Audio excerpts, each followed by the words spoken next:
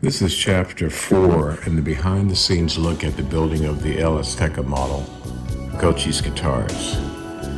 In chapter 3, we did the basic dressing of the frets, and we leveled all the frets. Now I'm marking each fret with a permanent marker, and what I'm going to do at this point is to take a crowning file, and once the frets have been leveled, the tops of every fret is flat.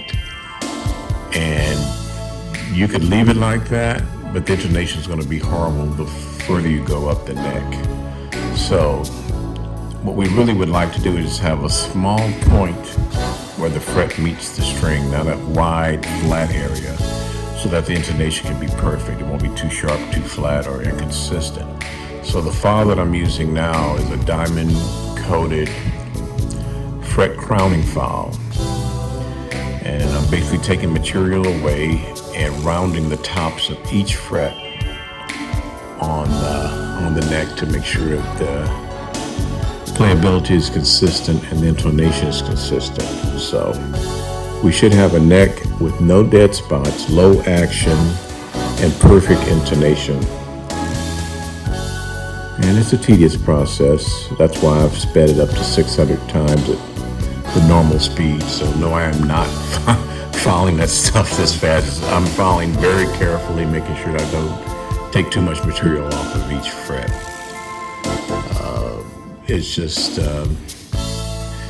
one of those things that takes a long time, and I, of course, don't want to have you guys sit through that much of a video, and you probably wouldn't. You're probably going to do something else. Everybody has a short attention span these days anyway.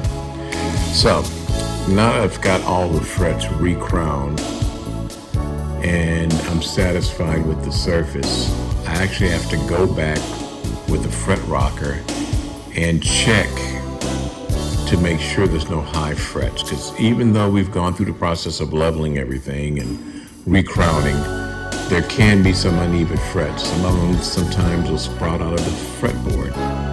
So now that I'm satisfied that all the frets are level, I am using a Zephyr chrome polish on each fret. It's just one of the things over the years that I've found. I've tried many different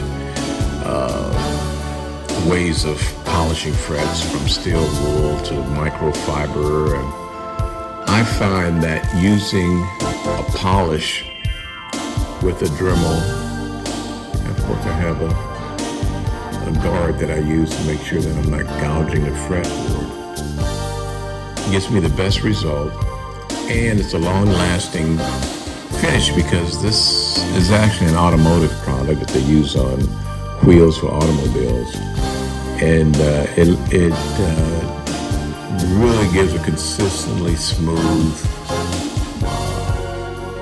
fret with no markings on it from either the file or the original sanding process where we were leveling the frets. So you get a glass-like feel. So when you do pitch bends, they're very smooth, and it really gives it a professional feel, which is what we are looking for. Since we are a custom shop, our guitar should play better than anything that you would buy off the rack at a music store.